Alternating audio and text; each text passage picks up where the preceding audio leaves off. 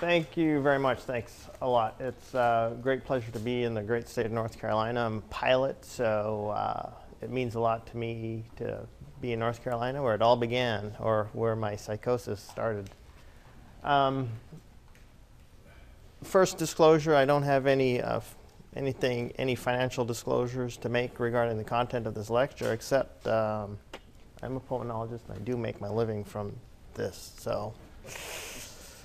But technically, no. The objectives, I'm going to keep the objectives pretty simple. Basically, I'd like to try to get people excited about sputum. And COPD, it's been a disease that's been around for a long period of time, and we kind of treat it, in this lump with all our asthma patients. Our asthma COPD patients kind of get the same stuff. And I'm going to try to hopefully encourage us to think a little bit more about our COPD patients and maybe give you some pointers and help us differentiate a little bit. But I'm going to talk a little bit about background and burden and diagnosis differential, and then talk about our new and wonderful interventions to prevent COPD, possibly, and also to treat it.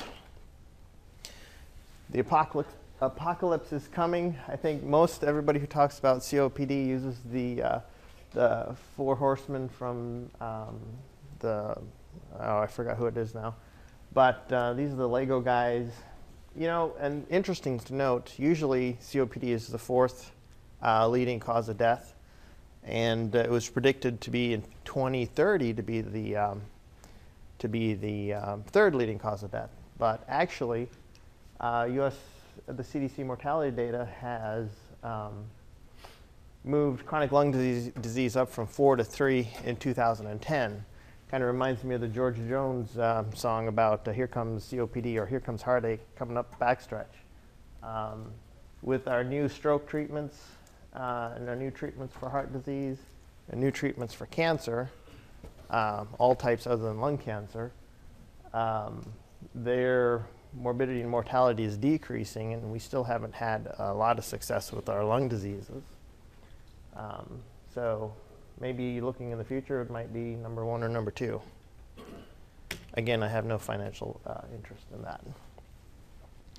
The burden of COPD, 210 million people worldwide estimated to have COPD. This 5 to 7% pooled prevalence across 60 studies, meta-analysis in the European Journal of Respiratory Diseases. And just recently, end of 2011, the British Public Health Society said that, survey said 2,426 working patients had about $2,000 worth of office visits and $888 worth of lost income. I think that's kind of, for me, I think it would be a little low, but that's what the survey says. We know, I just reviewed, it's the third leading cause of death in the United States. There are about 12 million Americans who are diagnosed. A lot of them don't get optimal treatment. I know that for a fact because some of them come through my office and I'm scratching my head going, I wonder what they were thinking. And then we think that there's another 12 million Americans out there that are underdiagnosed. And that could be for many reasons. One, access to medication. And we'll talk about some of the other reasons here in a minute. I do think, though, that we have recent advances in ways to reduce mortality and improve quality of life, at least a little bit. Risk factors for COPD include age, and this is another area where there's a little bit of controversy in the literature, and if you talk to the experts, some people will say that some obstruction is normal, but we know that vital capacity declines about 20 to 30 ml per year, and about up to 60 ml per year in smokers. and that your forced expiratory volume in the first second, which is how we measure and quantify obstruction, decreases at a slightly faster rate. So by the time you're 65, depending on which set of criteria you look at, all of us could have a little bit of obstruction. And so there's a little bit of argument there, and we'll kind of touch on that a little bit later. Another risk factor is smoking.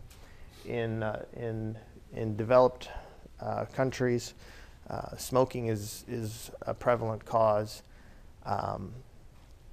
Interestingly, World Health Organization shows that tobacco taxes actually reduce smoking rates and some morbidity.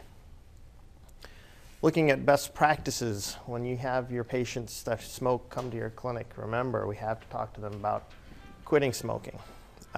We know that somebody in authority regarding their health matters, counseling patients is effective. It's one of the effective ways. And then we also know that individual counseling, group counseling outside of our physician's office is also effective. And then nicotine replacement therapy. Generally, shouldn't be reluctant, except in some of your heart patients maybe, to feel free to replace the nicotine, because it really isn't the nicotine that causes the obstruction and morbidity necessarily. Other risk factors, we have other types of smoking. Hookahs or the water pipes. We know that now, a study done last year shows that there is a significant decline in water pipe smokers versus non-smokers, but that decline is not significantly different than smoking. So a lot of the people I talk to that smoke, it's, oh, the water, we bubble the smoke through the water, and the water acts as a filter. When in reality, a bubble of smoke passes through the water, and that basically a container of smoke doesn't get filtered. The only way you can really filter it is if you can agitate the water and make microspheres so that all of the volume of smoke and air that passes through that bubble chamber is exposed to a fluid surface, and that's very difficult to do. The other thing that we come across in our clinics are the electronic cigarettes. FDA has come out pretty strongly against them. 50% of them contain nitrosamines, which is a known carcinogen. About 1% of the cartridges will contain basically antifreeze. And then again, because they're not necessarily regulated, there's a highly variable quantity of nicotine in the electronic cartridges. So not an advisable, or I don't think we as a medical community can recommend using that as an alternative nicotine delivery device. Inhaled particles, we talked about smoking. Let's see if this works. This is our CDC report card. I'm probably going to cause a problem here. But states could do a better job. Here in North Carolina, we don't do very, very well. There are no states that do perfectly well.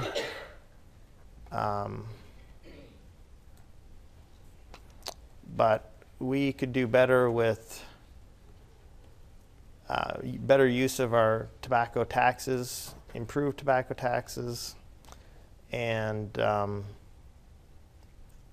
little bit better smoking cessation help from the state or at a state level, a public health level. This computer's a little on the slow side. Occupational exposure, going outside of your smokers, about 25 to 30% of non-smokers who have COPD may have it due to occupational exposures in immigrants from developing areas, or actually probably rural America where we heat with wood, maybe further north than North Carolina. Wood smoke in the homes used to heat or cook, also sources of inhaled particles that cause chronic obstruction. Risk factors like alpha-1 antitrypsin, the American Thoracic Society, our current guidelines say that we should screen everybody who has COPD. The gold standard recommends screening patients who are symptomatic at a young age for the alpha-1 antitrypsin, because if they do get emphysema at a young age and have obstructive lung disease, we can supplement their alpha-1 antitrypsin and reduce their mortality a little bit and improve their functional status, or at least save lung function. Other genetic risk factors: COPD is an inflammatory state, and there are polymorphisms in your TGF-beta and tumor growth factor and inflammation TNF pathways that may give you a predilection to having more morbidity, as well as microsomal lipoxide hydroxylase and another familial form of COPD, Burdon, which is a protein kinase enzyme that you can get in families. So I want to remind you that COPD is not just the lungs contributing to its burden on society. There's a significant component of inflammation, TNF-alpha, IL-1/6, IL-6 causes inflammation. We can get our metabolic syndrome, we have affect the pancreas. Inflammation causes bone density, decreases in bone density. And then we have elevations in our CRP, which then may be a marker or a causative agent in cardiovascular disease. So COPD is not just the lungs. We define COPD currently as obstructive pulmonary disease. The new diagnosis as of last year, or definition as of last year, stresses a preventable disease and a treatable disease with significant extrapulmonary effects and that contribute to the severity in individual patients. We characterize airflow limitation that is not necessarily fully reversible. And that is the goal statement. And then ATS, the American Thoracic Society, and the American College of Physicians, and the American College of Chest Physicians, along with the European Journal of Respiratory Physicians Society, came out with a similar statement a little bit earlier. Classification, I'm going to use the gold classification of severity and of obstruction, and I'll hope to convince you that this is probably what you should adopt.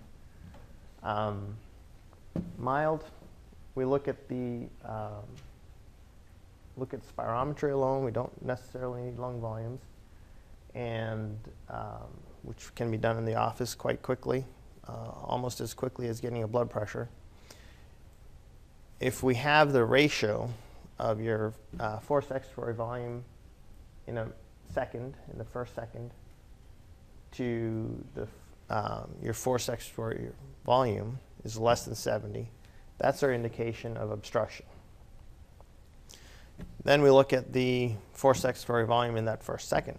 If that is 80% or greater predicted, then we're willing to call that mild COPD. As that forced expiratory volume in the first second decreases, progressively worse and worse obstruction. The severity of obstruction increases. according to Gold, we're pretty strict on, Gold is very strict on that ratio being less than 70 in order to call obstruction.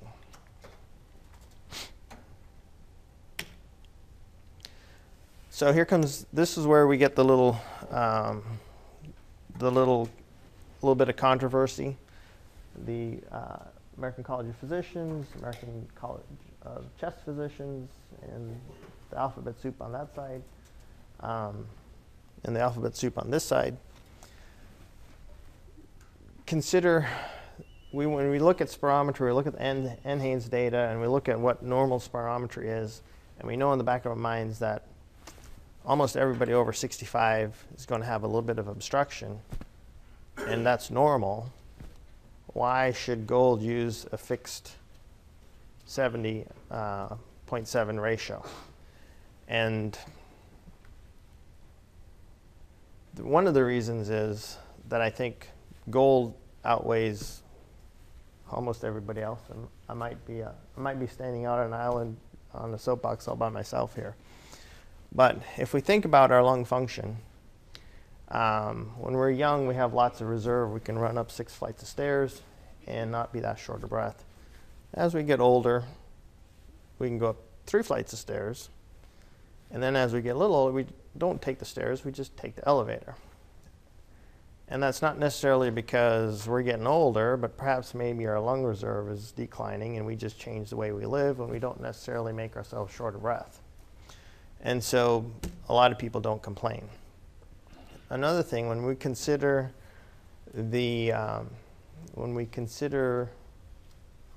reasons to, or reasons why people come to the primary care office, according to a peer-reviewed journal, Forbes magazine in the year 2000, they said 24 million visits to the primary care office is due to cough. And I guess the controversy is ACP, ACCP, ATS, at the current guidelines are recommending against screening spirometry. Whereas Gold and the British folks say we should screen people who are symptomatic.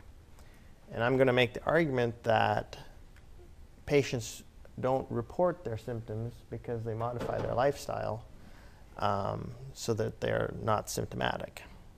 Because I know I don't run up 6 flights of stairs anymore. So the use of spirometry, again, is controversial. This ratio, as you get older, your normal might be as low as 65, and usually that's in the 80 years old and above, where if you look at the lower limits of normal, it's going to be 0.65. And so that automatically would get them qualified as obstructed. But they may not complain of anything. Gold criteria would say, so according to ATS, ACCP, it's normal. And then according to Gold, we'd say, well, they have at least some mild obstruction. And so again, mathematically, everybody who's old would have obstruction. Recently, end of last year, Manio et al. Took a look at the Gold criteria and looked at Gold versus ATS criteria, and down here we looked at all the different variations you could possibly have. I'm going to ignore some of the restricted lung disease because you can get restriction for multiple different reasons.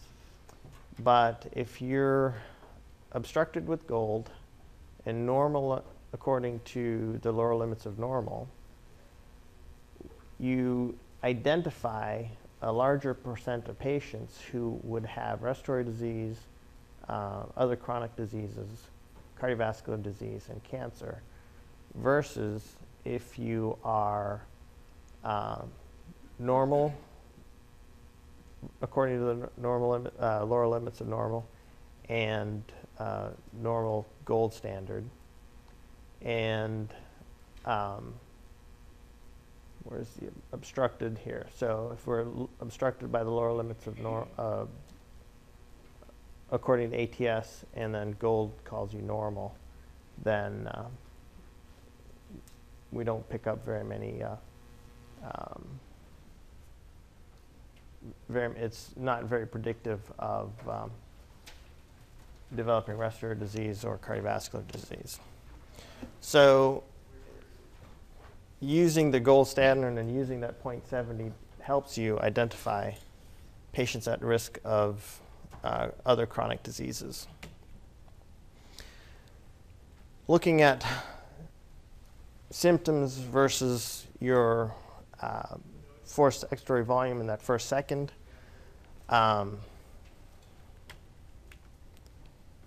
This, not quite right. There is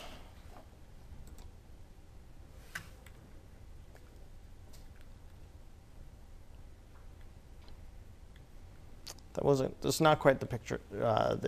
This was supposed to be a graph, but basically your symptoms versus your FEV1, it's kind of like if you're familiar with the CVP data, the scatter plot, there's no correlation between your Borg scale and your FEV1. So that begs the question of perhaps why. And I'm going to propose that our respiratory reserve is approximately 40% of our maximum voluntary ventilation at maximal exertion.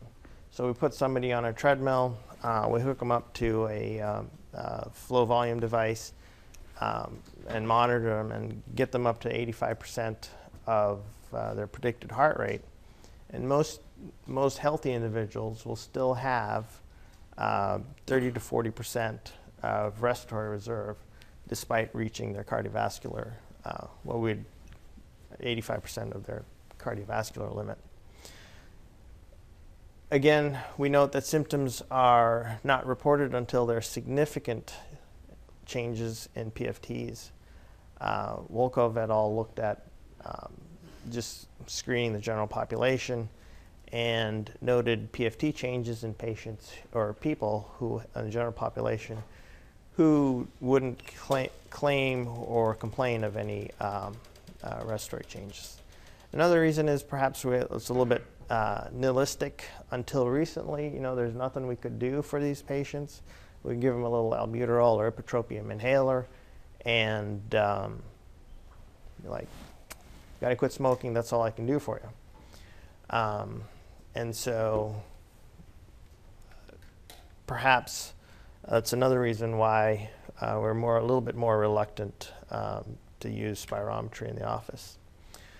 So I think any screening study we want to use, we always want to look, can we do something to change the prognosis of the disease? Is there a cost-effective intervention?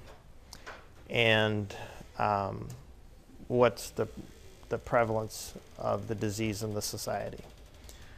So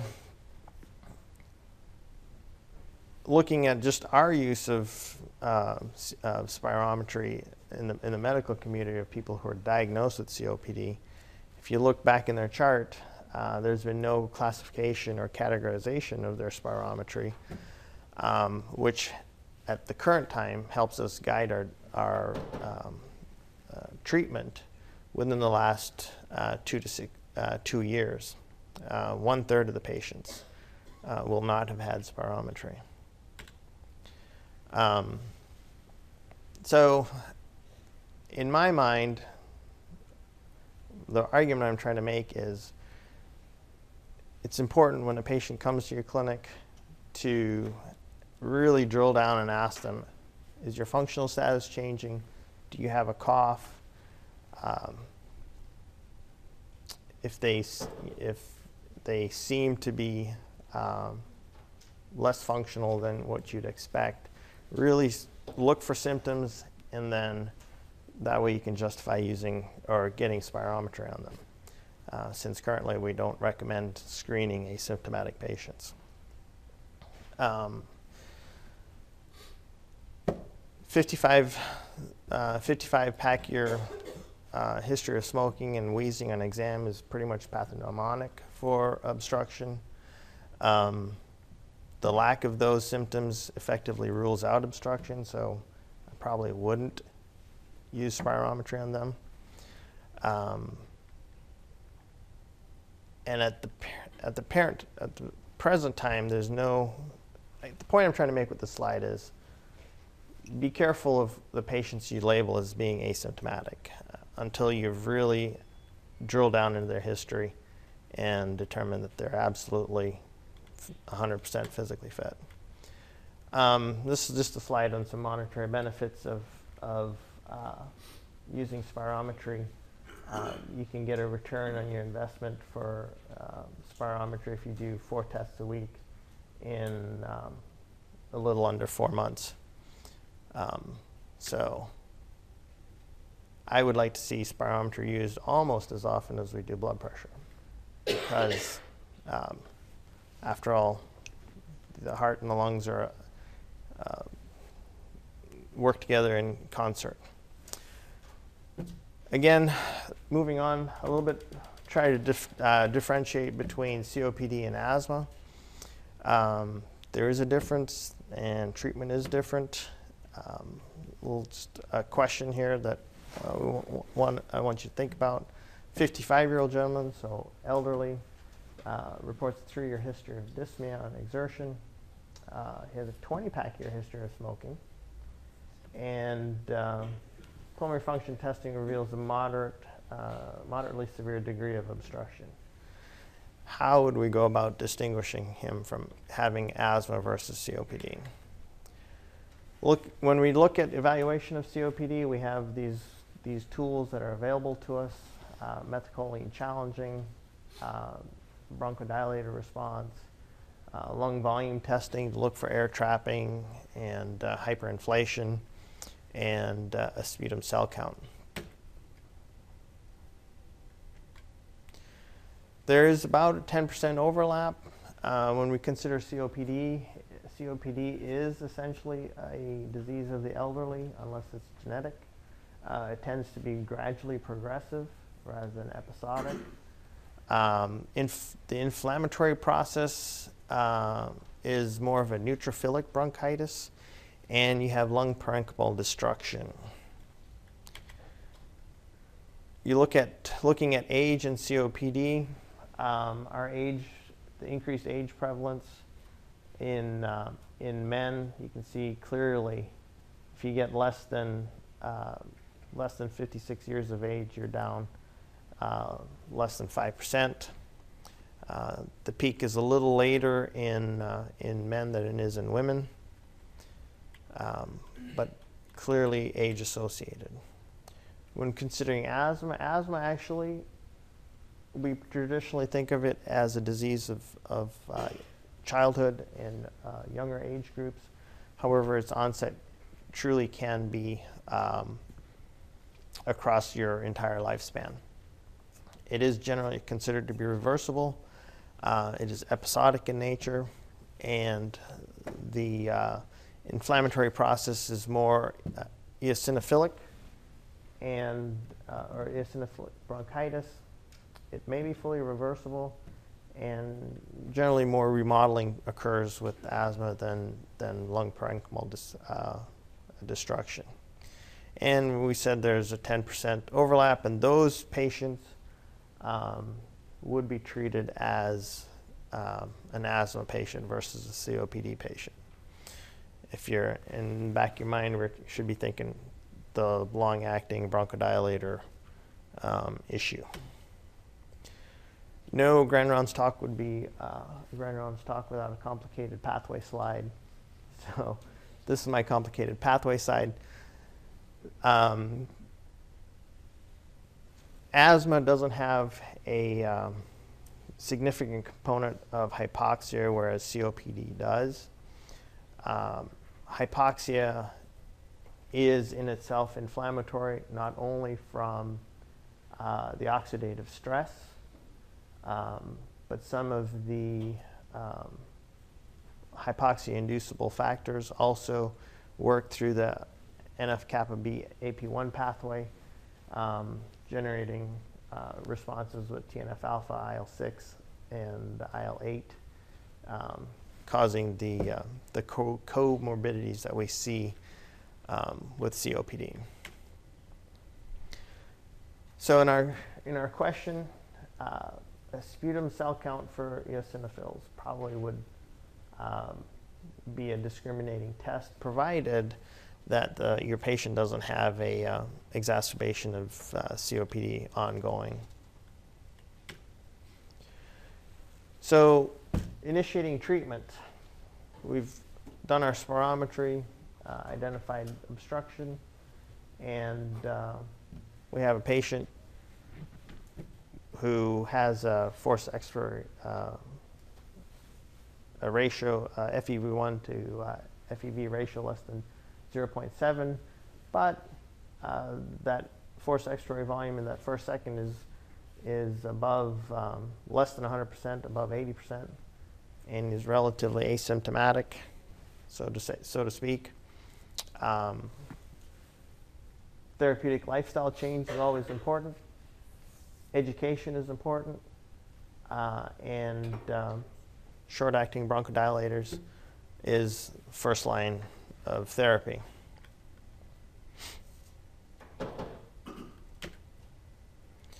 When we move into moderate disease, things get interesting. We think probably the POET study published recently, end of last year, that tiotropium, an muscarinic M3 receptor antagonist, head-to-head trial funded by the pharmaceutical company, so grain of salt, is better than long-acting beta agonists, but not by much.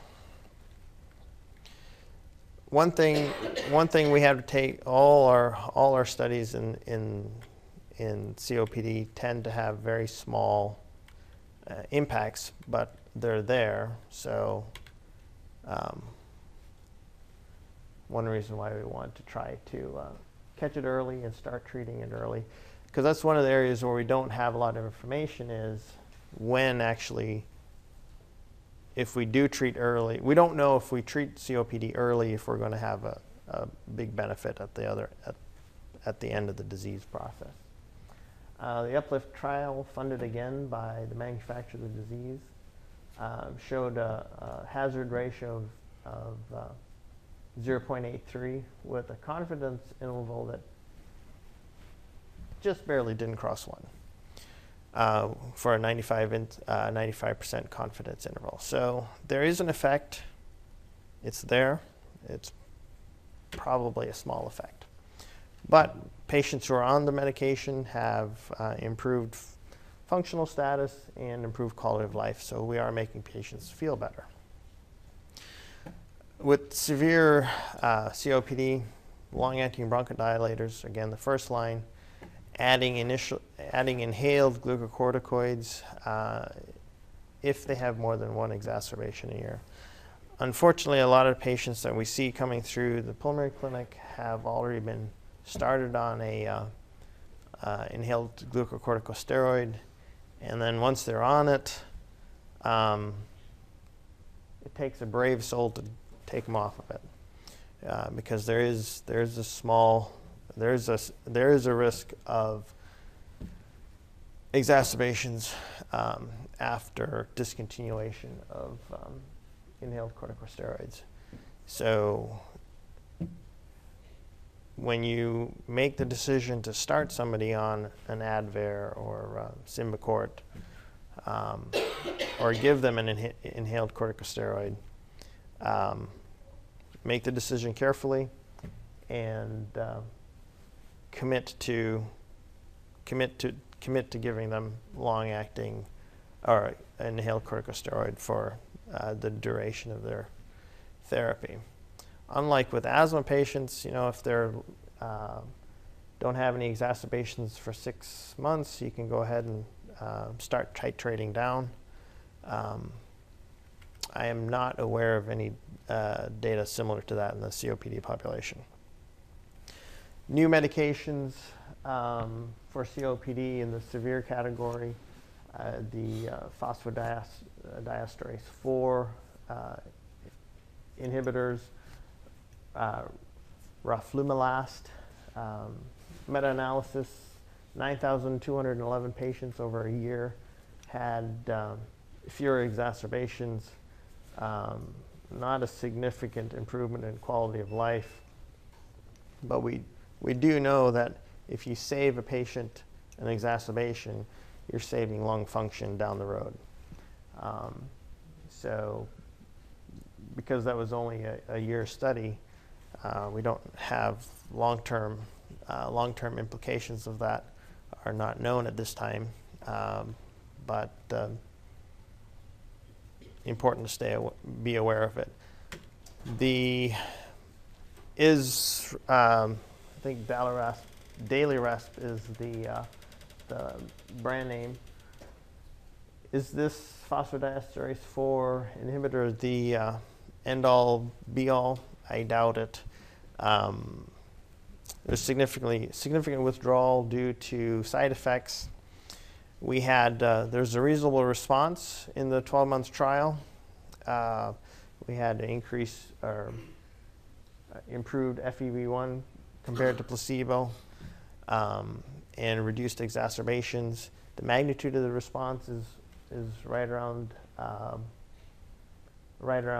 little bit less than the long-acting bronchodilators, but it is a significant reduction compared to placebo.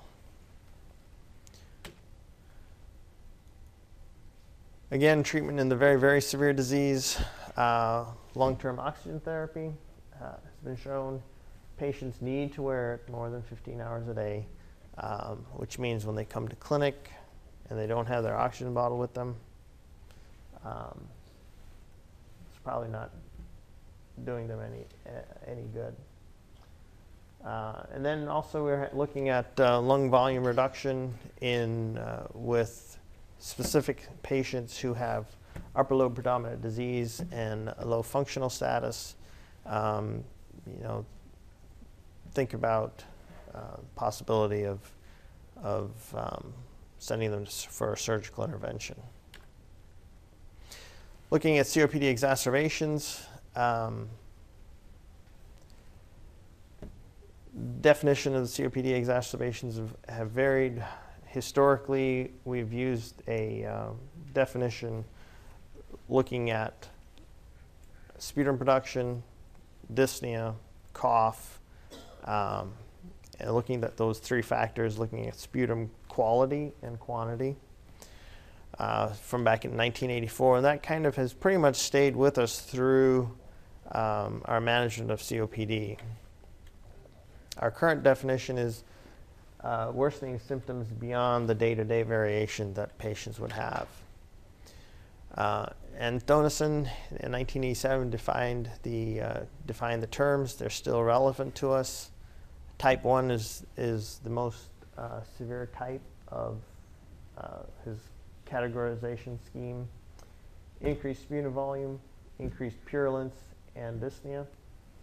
Type 2 is a moderate exacerbation. It's 2 of the above. Type 3 is a single symptom and at least one other symptom related to probably some other sort of other infection, possibly viral, and they're consider that a minor exacerbation. So important to look at your sputum or your patient's sputum, because we said purulence, and the allied health, your nurses and everybody who looks at sputum are able to, over a period of time, become accustomed to it. There's not much literature that supports that, but that's what we're instructed to do. The usefulness of the previous classification is that your type 3 exacerbations probably will not benefit from antibiotics, but the type 1 patients who have increased cough, increased sputum production, and increased sputum purulence probably should get antibiotics. Otherwise, our mainstay of treatment for COPD exacerbation is simply corticosteroids, whether it's increasing your inhaled corticosteroids or an oral corticosteroid or systemic corticosteroid. Looking at those same three groups of classification of exacerbations, we can predict the bugs that are involved. And then once we know the microorganism that's involved, then we can pick our antibiotics. So a group A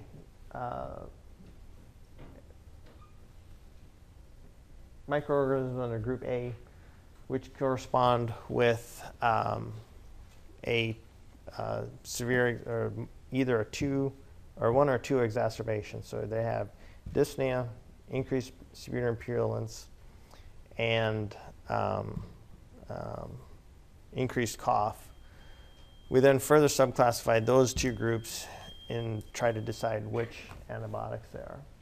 So milder exacerbations with at least those two risk factors, usually we can treat at home with a beta-lactam, doxycycline, or trimethoprim sulfamethoxazole. If it's more moderate exacerbation with all three of the cardinal symptoms,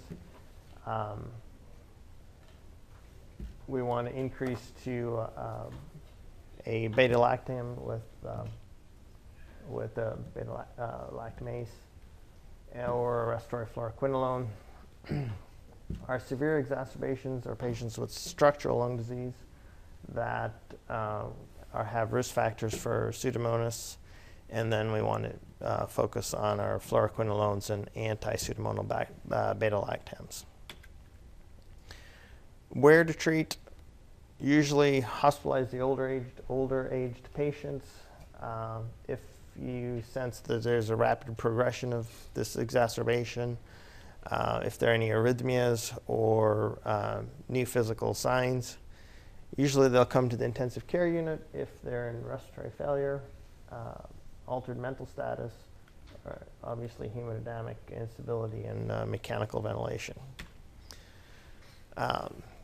Interestingly, biomarkers, everybody's searching for that because we all want to be good stewards with our antibiotics, and we are looking for biomarkers in various places. Serum prolactin is an interesting one. It allows for a 50% reduction in use of antibiotics in COPD exacerbations.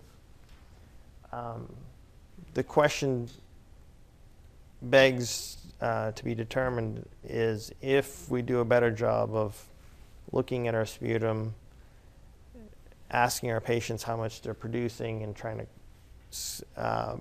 go back to our classification of the severity of the exacerbation, if we can be as good as the serum prolactin.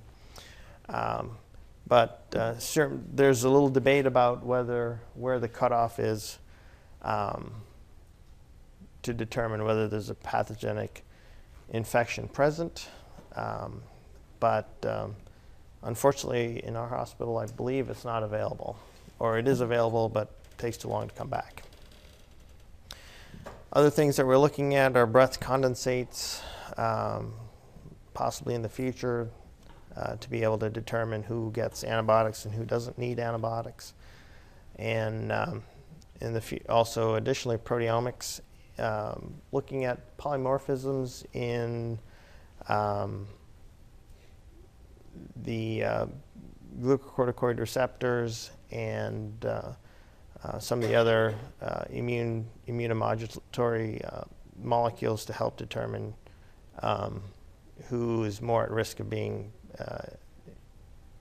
having a bacterial infection.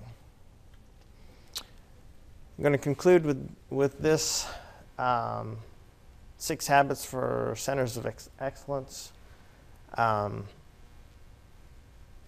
Keep everybody in your staff well educated. Use spirometry more than we probably do. Have a strong smoking cessation program with good patient education to really get these patients to reduce their risk factor reduction education. And patients need to know how to manage their COPD on their own. Really need to make sure that you prescribe an inhaler. The next time you see them, you need to ask them to demonstrate how to use the inhaler, because we see many unique methods of inhalation that are not effective. Usually I'll ask, do you taste your inhaler? If they say yes, then I tell them, your inhaler is going on your tongue, not in your lung. So, and then we can, usually if they bring it, I'll coach them through that. So education, if they're in the moderate to severe classification, or if they have multiple exacerbations and you're one of these patients that keep coming to the emergency room, remember we can give them a pack of steroids to keep at home to start if they go for a day or two without any improvement in their symptoms after they've escalated using their short-acting inhalers. And then coordination of care, so we don't lose them in between hospital discharge and their next clinic visit. Organization works. Finland did a 10-year study. They ramped up their multidisciplinary intervention, so people with obstructive lung disease were called, had easy access to mid-level providers, and even with the additional infrastructure provided to them, they had a reduction in prevalence of lung disease over the 10 years and were able to contain costs. So I think that tells us we probably could do better. Any questions?